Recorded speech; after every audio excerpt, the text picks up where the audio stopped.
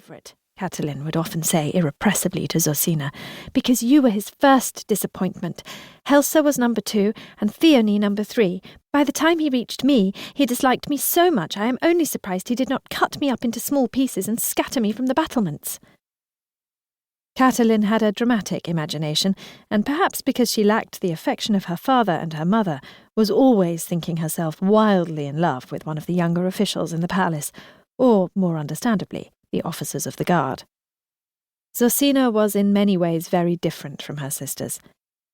They had a practical and sensible outlook on life which made them accept family difficulties and the small but tiresome privations to which they were subject as an inevitable quirk of fate. "If I had the choice, I would rather have been born the daughter of a forester," Theone said once, "than a royal princess without any of the glamour or excitement that should go with it."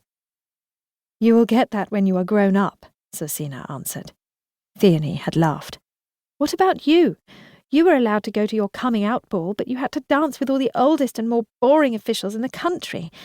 Since then, Mamma has made no effort to entertain for you, unless you call it being entertained when you are allowed to sit in the drawing-room when she receives the councillors' wives and they talk about their charities or something equally deadly." Zosina had to admit that these were not particularly exciting occasions. At the same time, she had learned long ago not to be bored with having to listen to the stiff, desultory conversation which was all that the palace etiquette permitted.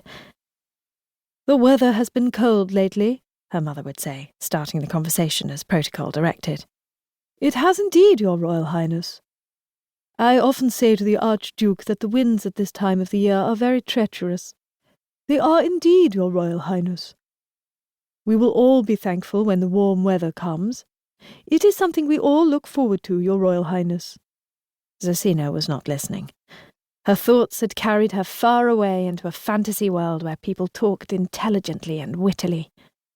Or else she was on Mount Olympus, mixing with gods and goddesses of ancient Greece and pondering on the problems to which mankind had tried through all eternity to find a solution. The Archduchess would have been astounded if she had known how knowledgeable her oldest daughter was on the behaviour, a great deal of it outrageous, of the Greek gods. She would have been equally astonished if she had known that Zosina pored over books written by French authors that gave an insight into the strange diversions that had invaded French literature during the Second Empire. Zosina was fortunate in that the palace library, which had been started by her great-grandfather, was considered one of the treasures of Lützelstein.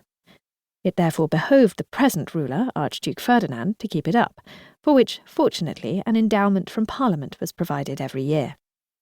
New books were purchased and added to the thousands already accumulated, and the librarian, an elderly man, was easily persuaded by Princess Zosina to put on his list of requirements those books she particularly wanted to read.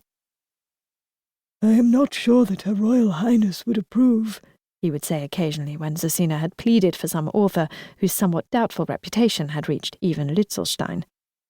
"You are quite safe, mein Herr," Zosina would say. "Mamma never has time to read, and so she is unlikely to criticise anything you have on your shelves." She smiled as she spoke, and the librarian had found himself smiling back and agreeing to anything this extremely pretty girl demanded of him. Zosina now reached the hall and hurried to the door that led into her father's study.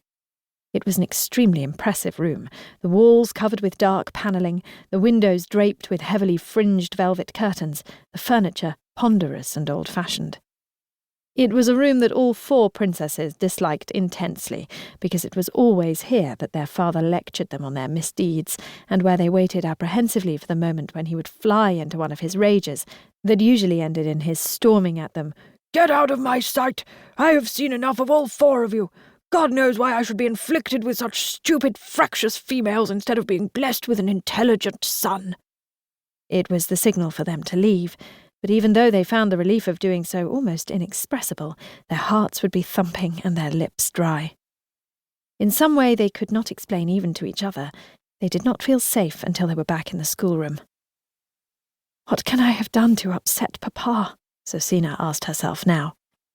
Then, with an instinctive little lift of her chin, she opened the door and went in. Her father was sitting, as she expected, in his favourite high-back winged armchair near the hearth.